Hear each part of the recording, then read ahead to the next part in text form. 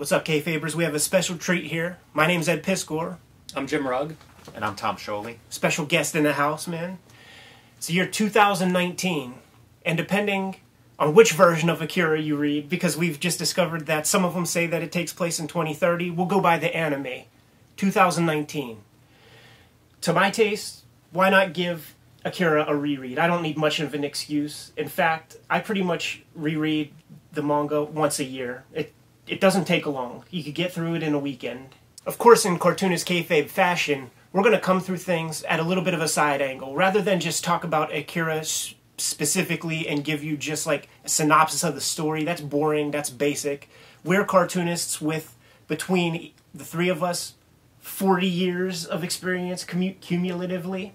Now, the Akira manga and the anime, they're often considered a masterpiece, and I think that there are maybe a few contrarian douchebags out there who would say otherwise, but they're the schmucks who hit the thumbs down button on, you know, perfectly sensible, nice, and beautiful YouTube videos. So fuck them, we say, man. We could assume that a cartoonist masterpiece is rarely their freshman effort. We assume that there's toil that goes into working up to that level. Personally, I have a kind of working philosophy that seems to hold true when you point to most cartoonists. It takes you about 20 years in order to get to a place where you're publishable. Now, you could start that clock ticking at age 3, like an Olympic athlete. And then after that 20-year mark, another 20 years, the cartoonist will generally hit their masterpiece, their magnum opus. There are exceptions to the rule. I don't know if 20 years is the right timeline. If you think of Malcolm Gladwell's 10,000 hours, that's about 5 years of working 40 hours a week. You know, depending if you need more than 10,000 hours to create your masterpiece, that would give you a time frame. So working full-time, 2,000 hours a year is like a full-time schedule. Dick. Maybe I'm saying that to myself just so that I can feel good about not achieving my masterpiece yet. Anyhow, there are instances, though, where we have this piece of work that is out there, that exists, that the wider culture acknowledges as a masterpiece. And there are a few examples where you can point to that creator's work and you could draw direct lines to that masterpiece by way of their earlier work. And I think we have that here clearly with Katsuhiro Otomo, the mangaka who created the Akira manga and director of the anime. He did 2 big pieces of work right before this that led up to Akira. The first one being the manga that we'll be talking about in this episode, Fireball. Just a 50-page story that tackles a lot of the themes that he will explore in greater detail in his later works. The next will be Domu, that kind of builds on top of some of the set pieces and things that he establishes in Fireball. And then, of course, we'll get to Akira, and we'll lay it down then. Question for the kayfabers out there, and maybe just for us, something to keep in mind for like the next episode. There are 3 volumes of Domu. Do we cover a single volume at a time and then make this like a 10-part thing? Or on the next episode, do we just talk Domu, get in, get out, so that we could get to the heart of the matter, the Akira manga? There are some other fun examples out there where you could see how people led up to their masterpieces. The one that comes to my mind, just in a pop culture sense, is Sam Raimi and Bruce Campbell's Evil Dead 2, whereby they basically made the same, a version of the movie 2 times previously. You know, there was Evil Dead 1, which is basically the same thing, minus Sans chainsaw hand. And then before that, the earliest effort was Within the Woods, 30-minute short film. You can find that on YouTube, no problem. Do you have any examples off the top of your head about anything that... I mean, I think of like J.R.R. Tolkien, like he kept telling like the same story over and over again, and like The Hobbit is almost kind of like a dry run for The Lord of the Rings. It like follows like a similar arc, you know, just in like a condensed form, and he's sort of somebody who's famous for doing the same story over and over and over again. And he even wrote like a short story about that, a short story about a painter who painted the same tree over and over again throughout his life, and that was the only thing he painted, and then he dies, he goes to heaven, the tree's there waiting for him, but like Tolkien. Yeah, I think you see this in filmmakers. I don't know if it's always the exact story retold, but often filmmakers are... Martin Scorsese famously talks about kind of telling the same story, dealing with the same themes over and over. One example with him that comes to mind is Mean Streets, which was an early ensemble piece about, low-level street criminals and kind of their connection to one another, and then cut to Goodfellas, which is kind of the same type of story, but told with, through a kind of a master filmmaker's acumen. A cartoonist example that I thought of would be, I'm a big fan of Dan Clowes.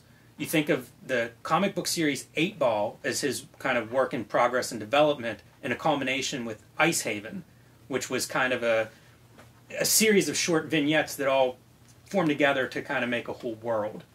Not exactly the same, but you can see those themes being refined and really kind of coming together in Ice Haven. Sure, that makes perfect sense. And then we could even talk about, like, Kirby working his way up to Fantastic Four by way of, what are they called? Challengers of the Unknown? Yeah. What we plan on doing is going through Katsuhiro Otomo's early efforts leading up to Akira. Then we'll cover probably a single volume of those once per episode. I don't know what we should call this. I was thinking Making a Masterpiece, Akira, something like that. We'll figure a title out for this baby. But without further ado, let's talk about his Fireball story that he began in 1979. The version of Fireball I read is in this Memories book, and this is like a little tip out there for everybody who's interested in more Otomo work. If you go onto his Wikipedia page and you take the Japanese title of those comics that were not translated into English ever, you take that title, copy paste it into eBay, and you will find those collections, like some of the collections that we have here. That's how I got them. Cover price. They were printed in large multitudes. You could get them for cheap, and they're accessible. One more pro tip is you don't necessarily just have to shop on Amazon.com. So I went on AmazonCo.uk because this is not on Amazon.com. I got this Memories book through the British vector for Amazon, and pay a little bit more shipping, but Katsuhiro Otomo's work is a premium here, rare morsels, so you take what you could get, and this is basically the only other thing that's been translated into English, except for like maybe that Farewell to Weapons, Domu, Akira. This is it. I'll have to order that before this airs, and they all get like taken out of circulation by the viewers. 1979, Katsuhiro Otomo's doing tons of small work, volumes and volumes of this small stuff. The thing he does before Fireball is just, it's like jellyfish humor comic. They ask for more of that, the editors. And he lets them know that he wants to do some hard sci-fi. He's kind of done with this like small, little humor things with little punchline endings. Fireball is the result of that. There's that main image of Fireball where it's the robot hand holding up that orb.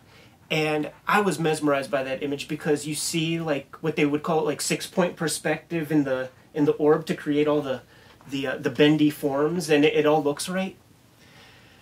And I'm like, how the hell did he do that? And then I discovered the MC Escher, the famous portrait or whatever he did there, man. It took me a couple readings because like the first time I saw it, I was like, oh yeah, there's an MC Escher reference, and just kept going on. But then it was like the second or third time I read it where I'm like, oh, that's a headless robot, and that orb is his head. Yes. Like, I'm surprised that took me like that long to like figure that out. It pushes the surrealistic boundaries even further when it's like a robot looking at its own head. Then you start to think, well, how does he see it? On page 1 of Fireball, we see things that are going to be in Akira. There are riots. There are like freedom forces. There are saboteurs who are trying to like usurp the government. Well, I mean, I was always like curious, just from like reading Akira and stuff. I was always curious about that sort of imagery, and just kind of, and I've seen it in other manga, and I think maybe Tatsumi might have talked about it in like maybe A Drifting Life or something else. But that this, like what we're seeing is the iconography of the sort of student protests, the youth protests in Japan in like the 60s and 70s, and that there was actually like this this like youth movement, this youth protest movement that kind of dates back to like the post World War II era, where they were called like the Sengakoren, or I'm sure I'm butchering that name, but it was these student groups, and their initial like sort of main purpose was to protest and undermine the American occupation and of Japan. And so you can imagine like just when your country's occupied by a foreign power, like it kind of changes the nature of the student protest, because and again, like in the 60s and 70s, it was kind of part of that sort of global youth protest moment that was just happening like around the world, that like we're familiar with here, but that was what was going on there. And they were sometimes protesting the Vietnam War and just American intervention in general, and so it's just like that much more urgent when it's this like occupying power. That fascinates me because now I think about all of the baggage that must have been on the shoulders of the cartoonists of Otomo's generation, because I mean, he's a baby boomer, but where did that boom come from? Right after America dropped 2 giant bombs on his country. So that theme is explored in its own way in these 3 works that we'll be covering on this program. So beyond the military and government distrust is the telekinesis, the psychic power. That's something I have questions about. I'm not sure where it comes from, but clearly that's a line through all 3 of these works. And I wonder about that as weapon, right? There's mistrust of military and weapons in general, but it's manifested in his works as a person, usually a young person, but as this psychic power as opposed to, a bomb or a piece of hardware. It's the human being. And I don't know where that comes from. Like I was thinking about Carrie is a recent work that I've read that has that type of character. Obviously telekinesis and psychic powers go back forever. Right. But it's front and center in all 3 of these works. Otomo said that the Fireball story, initially, what he had in mind was to tell a very simple story about these it's like Freedom Force that overthrows an evil director's supercomputer. They sabotage this giant computer mainframe. And then about 20 pages in, this telekinesis idea kind of crept into it, and right at that moment, he was almost done. Like he almost didn't want to finish the comic. Ultimately, he does not finish the big broad story that he wanted to tell that he initially sold to the editor, we'll say. But he still had to do about 30 more pages of story to just wrap up what he was working on at that very moment. Otomo he's influenced by manga. Akira has the number 28 on his hand, and there's no way I'll be able to say it in Japanese, but the American translation in anime, it was Gigantor. Gigantor, the Japanese name for Gigantor, translates to Iron Man 28. And in Fireball, there is a kind of sentient artificial intelligence, like supercomputer called Atom, that is a direct reference to Tetsuwan Atom, I could say that, known in America as Astro Boy. And then the character Kaneda comes from some old comics, like maybe Cyborg 009, and that cartoonist is from the same town that Otomo's from, so maybe it's it's an homage in that way, where it's the hometown hero, something like that. The storytelling stuff is interesting because in Akira, Otomo's known for cinematic comes to mind, right? Mm-hmm. And I see examples of him trying to do that here. There are rough edges. There are a lot of rough edges. There's confusion. Absolutely. Yeah? Mm-hmm. That was my biggest criticism reading this. And, I'm familiar, he talks about his film influence in every interview I've ever read or seen of him. So it's apparent in this story, and one of the ways that leads to confusion on my part is we're often cutting locations, cutting settings, time, and place without any real indication. Being in black and white makes it even harder to distinguish, now time has passed and, we're in a new spot. So that's one of the areas where some confusion comes from. The other part is it tends to cut and it's almost middle of the action. There's not a lot of explanation as to what's happening. It's sort of okay, cut, and now characters are coming through the door and doing their thing. And it would take me a minute to identify, wait, we've shifted, we're with another set of characters, what are they doing? So I read it several times preparing for this, and I still had questions afterwards, some of which I'm sure comes from cutting a story short. It seemed like he laid the groundwork for a lot of characters that we didn't revisit then, and go unresolved. But the editing part I made a note of as well, because it is very cinematic, and it's not totally successful, at least from my reading point of view.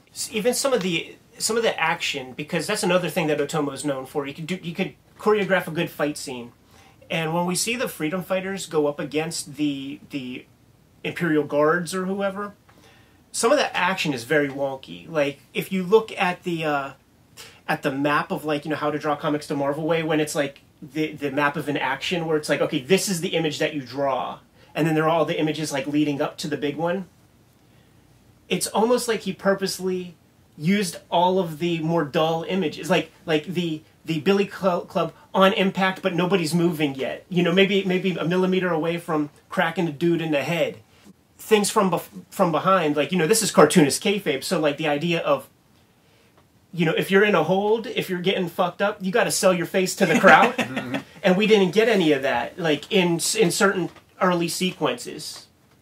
And then in those early sequences, when the Imperial Guards or the cops in this instance, the SWAT team, when they are busting heads and everything, it gives Otomo the ability to put a bandage on his character's face, so that for the rest of the thing, so it's like that this guy with the bandage face is this character, and that's like a very like easy and like cheap way to like sell a character, is just like put a patch on his eye. The one guy with the patch on the eye, you'll never forget who this dude is. It's comic shorthand and it's very effective. I have no complaints about that.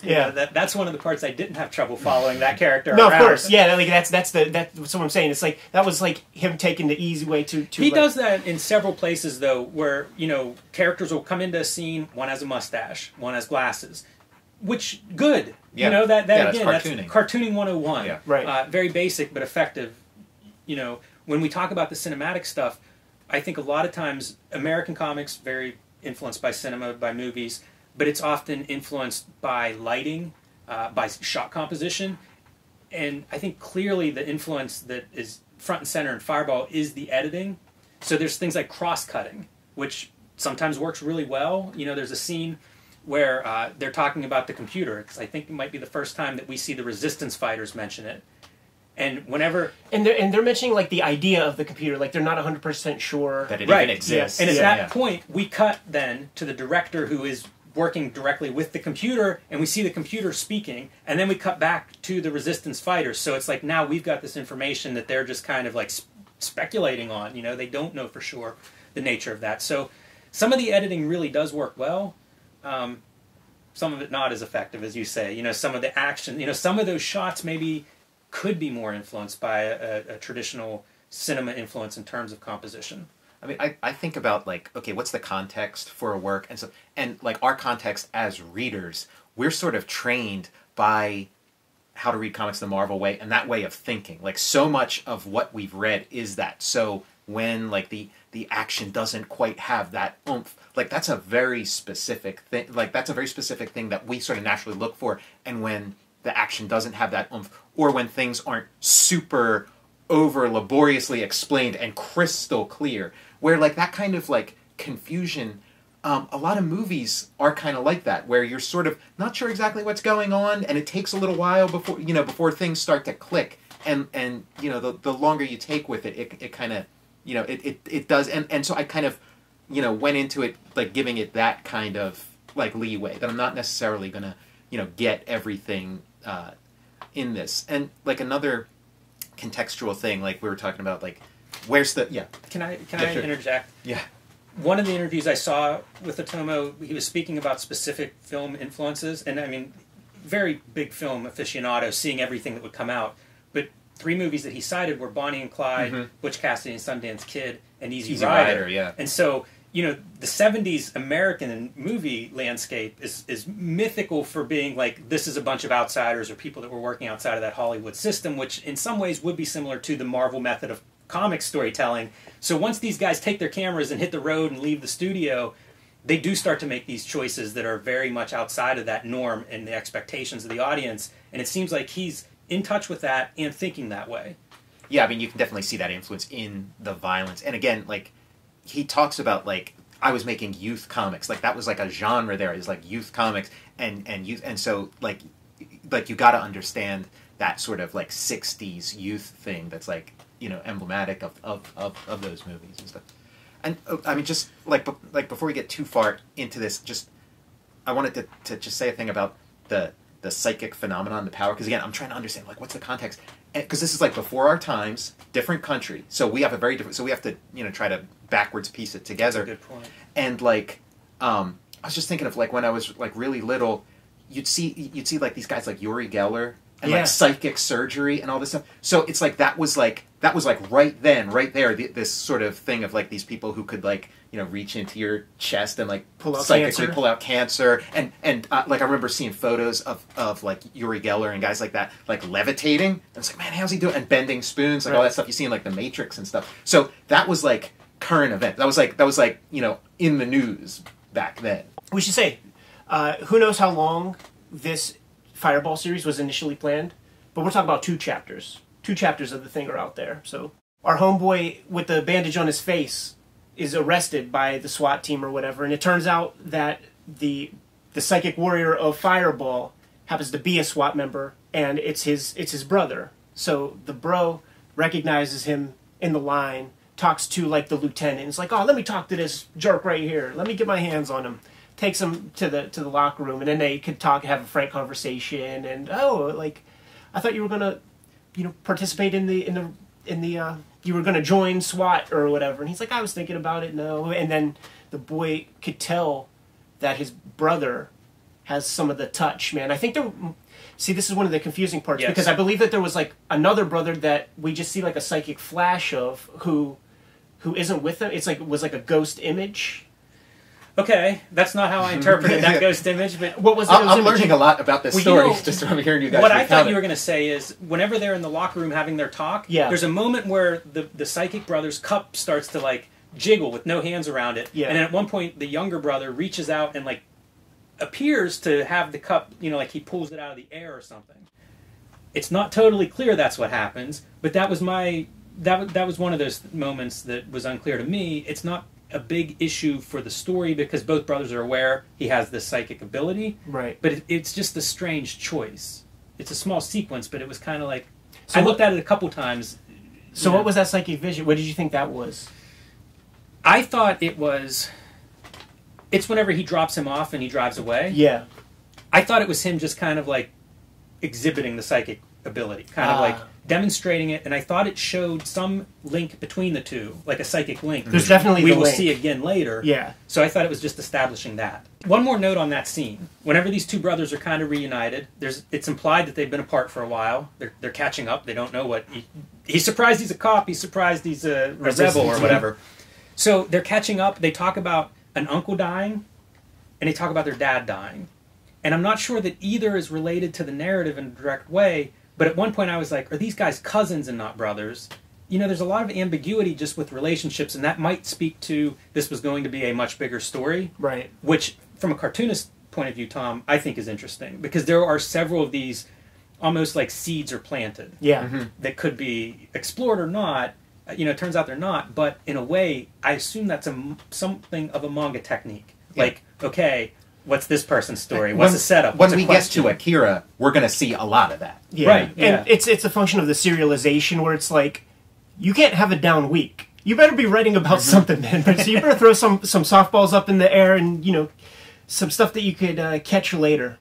Like we're talking about these guys as like sort of resistant fighters and things like that. And we're sort of using terminology that's almost like sci-fi terminology and stuff. But like, again, like these are like, this is like kind of real. Like this isn't as sci-fi as it seems. Like this, like the way those those police look. Like those that is pretty much generally like what the uniform looks like. And this, like I saw photos, from like the 60s and 70s that weren't too different from what's in this book. And I think they refer to like that like under the resistance or whatever. They refer to them like in the comic as like anarchists.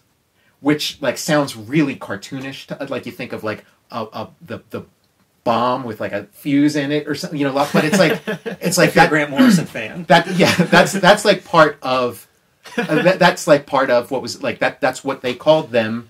Like at that time, these student protests, they're anarchists, and of course they wanted an end to government because again, it's this foreign government. It's this occupying government. Of course they want an end to that. Yeah, so I mean, sci-fi works this way, where you're talking about like very real issues in this like Yeah, veiled way. I mean, the thing though, like my encounter with Otomo's work, what like the first thing that got to me was like the exoticism of it, of like, oh, this is like some wild, crazy like sci-fi fantasy, like the world just doesn't look like this. And then like as I learned more, I was surprised just how much like his actual world he lived in did look like this. That's like slight tweaks where I thought like the, the buildings and things like they're not as far out as they were to me as a kid, where my world looked nothing like any of this. That's one of the themes I noted as being similar, is that city. Oh yeah, And like he comes from a rural background, and I can relate to that idea where like the city is this exotic place where adventures do take place. In our world where superheroes live, but the perfect setting for these larger than life stories that he ends up telling, and it is a very cinematic element of the settings in all three of these stories. It stands out. It is an amazing. I agree with you, Tom. It's this amazing visual location that feels exotic and sci-fi, and then you realize Tokyo's like Mega City 1 or something, Some story elements will lead into the next points that are similar with Akira and Domu to some extent, but the brother who exhibits this psychic ability has a meeting with the evil director lady who is the mother of this supercomputer, this sentient supercomputer, and it's like he can't turn it off. He's waiting. He's in the lobby waiting room, and he's making pens levitate. And the director, she sees that he has this ability, and she, offers some sort of carrot on the stick, like, "Hey, come with us, and then you'll receive these sorts of rewards or whatever." It leads into basically the end of the Akira movie when we see Akira in the anime, and it's just eyeballs in a test tube and a brain in a test tube. Like, the idea in Fireball is they are going to dissect this bastard and leech his like psychic ability and sort of upload that into the supercomputer that's basically running the city. So we get some really great imagery of like all of these like almost like the Sentinel things in the Matrix with the little knives and the little scalpels and shit are just like tearing this dude to shreds, pulling out all the harvestable material that they would need to upload his consciousness or whatever. Tom, would you interpret that sequence the same way? Because a question I had was, what's the computer trying to do to this guy? Are there other psychics? Like as soon as they discover he has this psychic ability, it's like, okay, we've got the system, plug him in. But I don't understand what they're trying to do. Your explanation, Ed, makes a lot of sense, but I did not get that. That was one of my biggest questions from this read is, what are they trying to do with him? What's going on there? Yeah, that was like way more in depth than what I got from, like, for me, like it was just kind of like I think of like Frank Miller's Ronin or something, where like the female supercomputer is kind of, she's doing stuff for her masters, but she's also going rogue a little bit, and kind of like just her like natural curiosity of like taking this thing up, and like how much of this is sanctioned and how much of this is her becoming like more sentient and having her own like curiosity, and her lack of empathy or humanity that just comes from being a computer.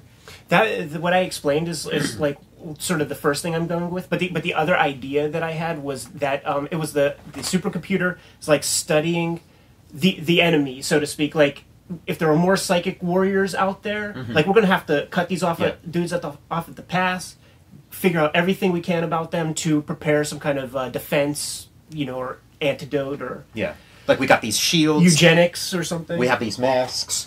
What's the next thing they're gonna throw at us? Psychic powers. What's the I get it. Yeah. There's a lot of ambiguity around the computer for me. There's this one panel too where the director and the computer, like the director's standing like this looking out at the city, and the computer is like looking out on the city too. It's pretty ridiculous. I love it, but it's very silly. I think the computer is an amazing villain. So that's a difference, right, between Akira in this story, or Domu in this story. As you mentioned, the computer kind of shows up and the psychic warrior shows up, and Otomo is like, I'm moving on. Yeah. Right. You know, he's done with it. He loses interest in it. Reading the story, though, and especially now, I feel like the computer, the idea of like AI is directing the government, Yeah. is an amazing, you know, like it plays really well now. Here's the thing that he's pretty hip to as well, even in the Fireball story, because, you know, this computer is established, and then you see it several other times, and it looks different. So it's actually not a it's like a computer network, Right, because this thing gets killed, but it doesn't get killed, just like this version, you know, this... Yeah, and the resistance fighters recognize that too. At one point they reference that it's part of the mainframe, like we just can't destroy the console and be rid of this thing. Where's it at? You know, like where's it stored or whatever? Where does it live, so to speak? But I also can't get a sense of, is it a tool of this director who is evil, or is the director a tool acting on behalf of the computer? Is the computer calling the shots, or is the director calling the shots? The director, of course, being referred to as Mama by the computer. It's such an interesting concept, and that's another one that's not totally formed, and then he seems to lose interest in, from a story standpoint, you know, pretty quickly. But one of the more interesting elements in Fireball for me. We're going to see why the story is called Fireball very, very quickly after we start to cut our psychic guy open, after we establish the director and the computer's relationship. They at least are cordial, we'll say. That we do know. But the brother who was arrested earlier, part of the resistance is going to take one more big shot at pulling some kind of trip on the government building. I guess an effort to discover if the atom computer is real, and if it is, then to somehow sabotage it. So they infiltrate the big facility where the computer is being warehoused. Things go wrong. The SWAT team shows up. One guy gets murdered, and then our guy with the bandage on his face, because I don't even remember if they establish a name for the character. No. We'll call him Bandage Face. He catches a bullet in the arm. Theme and Akira, like those little old kids, how they all psychically are linked. Before he even hits the floor, he shouts for his brother's name. And the brother, who's still just like, every time you see the poor psychic brother, is just, there's less and less of him. Really gross. There's less of getting his eyeballs cut out and wires put in. And like, so at that stage, when he's just being vivisected, he hears this like psychic calling and snaps to. Great image when he comes to. Yeah. And he just erupts. Like he just is encircled in a blast of energy, really great image, and destroys the facility. Like Otomo's idea was that the heat of these psychic warriors are in opposition of the coldness of computer technology. And as soon as they establish this, the manga pretty much ends. But at the end we discover, you know, the one psychic brother who's being cut apart, he's got the energy of the sun, but there is no doubt that his brother who just got shot has similar power as they encroach upon amazing 2-page spread of them just kind of like over top of that facility. Yeah, that, like, speaking of that facility, like one of the hallmarks with Otomo is just like the background. Like the backgrounds are the star, I think, of like his comics, and like how precise everything is. And that facility, that double-page spread, like if I drew it, I'd be so proud of it. It's like but it's kind of sloppy for his thing. You know, it's like a little like it doesn't have a lot of structural integrity. Kind of like for comics in general, it's this great sci-fi lab, but it's a little wonky compared to like even like Domo is like everything's on point, every background. Yeah, Ed, whenever he's shot and he reaches out to his brother, to me that kind of answers that initial, whenever the brother drops him off and drives away and there's the ghosted image. It feels like that was the setup to, there's a link at least between the two of them, even if it's directed by the brother whose psychic powers we've established. Yeah. You know, where Bandage Face seems surprised by it. Like, I didn't know I could do this or hear this or you could do that or whatever. You know, and then it's the callback whenever he's shot and he's reaching out. Cinematically, there's a scene like right before he gets shot, another guy gets shot, or maybe they had to shoot a guy, but there are like 3 or 4 panels that just document the guy falling from the gunshot wound. He also makes a comment about how loud it was. So, you have the guy react like, oh boy, our cover's blown, and then you slow time down to where it's like, now everything is in slow motion. The adrenaline's released. People are we're in trouble now. The story moves fast. It does. It's not just that sequence, but the whole story is just really propelled forward quickly. Even the characters reference that. So whenever they're planning their break-in, it's like, our spy's been found out, we've got to make a move. We were going to do it a week from now we're going to do it tomorrow. So like everything is just racing, almost the entire story. As far as the story goes, I mean, I think we pretty much wrap that up. Do you have any other major notes before we sign out? I have maybe 1 or 2 things to say about this work in relation to Domu, and then I think I'm good to go. So in terms of that editing style, I mentioned that there were moments of confusion whenever they would cut space or time. I see parallels in some of the Love and Rockets storytelling, because it is such a clean style, and especially if you're following the same set of characters. Occasionally, whenever I would read Love and Rockets, and they would jump either in time or space, but it's the same characters, it would take me a minute where I'd have to like go back and reread a couple of panels to be like, oh, we switched scenes. Because the background, it's black and white. It's a very sparse style, and so if you're not really tuned in, you can miss those changes. I love that you said this, because maybe a week ago on Dash Shaw's Instagram, he found some old Otomo ephemera where Otomo is promoting Love and Rockets comics. So he knows the stuff, man. That blows my mind, man. So that's Fireball. The next big work that expands upon these themes is Domu, A Child's Dream, I believe it's called. I always forget the subtitle. Part of what I think steered him in that direction to handle this psychic phenomenon in Domu is the idea that, yeah, this is cool. Like the psychic thing, that's fun, all well and good. But if you put those abilities into a young child, like now we're talking. Like now we have some real storytelling possibilities, man, because talk about a ticking time bomb. And these are some of the things that he's going to explore in that story.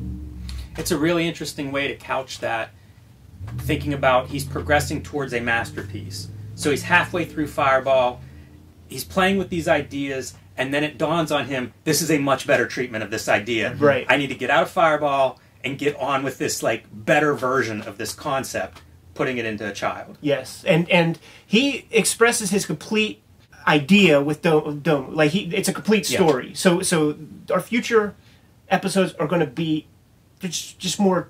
There'll be more meat to the bones, man, because we're talking about 100 pages of comics as opposed to 40 or 50 pages of comics. Yeah. Do you have any sign off? And he was with Fireball. We're seeing like a young artist kind of figuring things out, and again, like there's some jerky transition, some sort of like flabbiness where it's a guy just like kind of learning his thing. But Domu doesn't feel like that at all. So I don't know what came between this and Domu, if there was a ton of like woodshedding or whatever. But Domu is a masterful work. It is tight. It is like there's none of that other stuff we were talking about in Domu. One thing I often enjoy in young cartoonist work is this bursting of ideas. Fireball has that, where it's like, there are a bunch of story threads here, like what's going on with this character, what's the center, there's all these directions that it could take, and a lot of young artists, I'll see that, and I think the idea is like, you spend a lot of time getting to this point where you get to write your own story, or you have this publisher that enables you to do it, and there's a sense of, man, if this is the only chance I get, I'm going for it, I'm putting it all in there. And I often enjoy that energy, and Fireball has that energy. As we were just discussing it, there's lots of different places where it's like, you could see more of that, you could see more of this, what happens to this person. Right. And, maybe after doing that, you see that refinement. Like, okay, I have a million of these ideas, I'm going to focus on this one that I think's really good. I'm going to hone in on it. So, that's part, I think, of the development of not just a masterpiece, but just a maturing of any kind of storyteller. I have another note that would be put back somewhere else. So, in terms of cinematic, Tom, you mentioned setting. I think that's a big piece of the cinematic puzzle that we're seeing in his work that you don't see in everybody's work. And if you think of like how rich set design and props and all of these elements can be, there's that documentary series Every Frame a Painting. One of the episodes just focuses on chairs. Like, what can you do with chairs and the chair that you pick? And I think his attention to detail and setting, it's a great example of that. You know, like here is a storyteller that's looking at what tools do I have at my disposal. Setting's a huge one, but it's not one you see, especially in young storytellers. You know, we don't draw backgrounds. That's not the first thing the aspiring cartoonist learns how to do, but what a huge storytelling tool that is. Like, at some point, you do learn to do backgrounds because that's rich. Absolutely. And he seems to hit the ground running with that skill, which maybe influence from filmmakers. You know, I mean, set design is certainly celebrated in film. Just think about the opening sequence of Rear Window, where it's like a camera pan, and it's all exposition in one like 30-second camera pan. It's like, okay, this guy's an award-winning photographer. His camera's broken. Why is this camera broken? Here's a photograph of a fucking race car tire coming at your face. And whatever else I'm leaving out, man. But then I also think about Dan Clowes talking about how he would make efforts to get to know his characters so that he would know what kind of environment, what their apartment would look like. You know, a certain kind of person is sleeping on a futon, and rather than, you know, show not tell, like, you don't have to have exposition to explain the kind of person he is. You could show the piss bucket in the corner or whatever. Yeah, and you can find lots of examples of storytellers talking about this richness. Linda Berry, in one of her exercises in that syllabus book, talks about envisioning, you know, when you're 7, what kind of car did you ride in? You know, now picture that, and you're filling the detail, the space. It is a tremendous opportunity for story without, you know, dipping the words. Talking to each exactly, other. without actually going to saying it, where you can show all of this stuff. So Rear Window. That's a good example, but there are a lot of them throughout film history. Totally. I think that's a good place to leave it as any, man. Next time you guys see us, we'll be talking about Domu, either Volume 1 or the complete. We'll see what we feel like doing. We certainly will be receptive to your comments as well. I don't know about you fellas. I have some tight deadlines, man. I have some comics that need a drawing. Yes, indeed. All right, my name's Ed Piscor. I'm Jim Rugg. I'm Tom Scholey. We'll see you later.